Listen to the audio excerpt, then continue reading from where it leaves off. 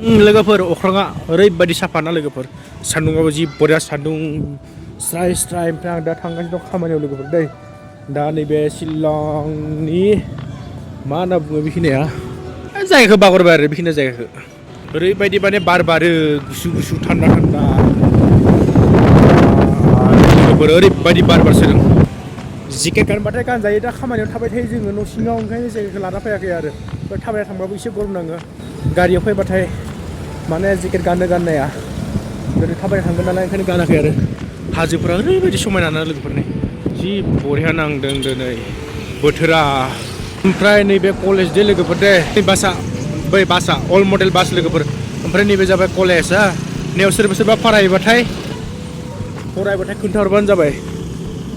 सोर फरायफैयो नैयाव खोन्थाहरबानो जाबायलाय आसामनि मेरला मानसिफोरा बेयाव माने फरायनाय नुथायदों आरो लोगोफोर माने आसामनि मानसि ना बिनिनो लकेल मानसि मिन्थिया आसामिस राव रायज्लायो नालाय जायखिजाया बेयाव माने फरायफैयो आरो जोंनि बर'फ्राबो फरायबा कमेन्टफोराव बुंबानो जाबाय नै बास गाखोग्रा बासा नै ट्राकनिसो बासा दंफां जोब गासैबो अल्ड मडेल बास लोगोफोर दा सफैबाय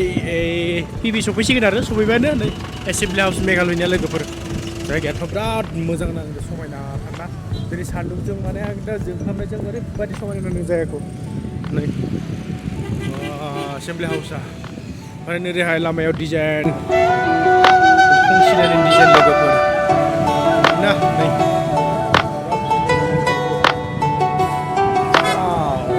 नायलाय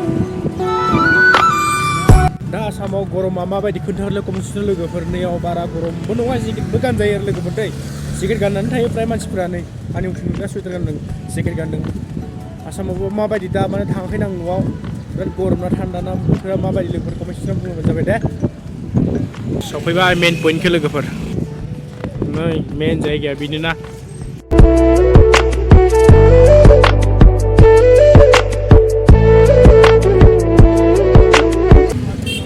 लोगोफोर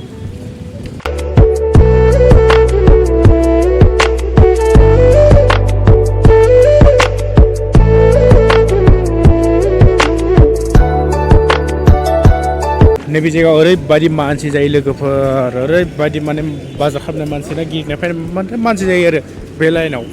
नङा मेरला लाइनावबो मानसि जासोयो नाथाय बेखिनिखौ देखायबाय लोगोफोर दे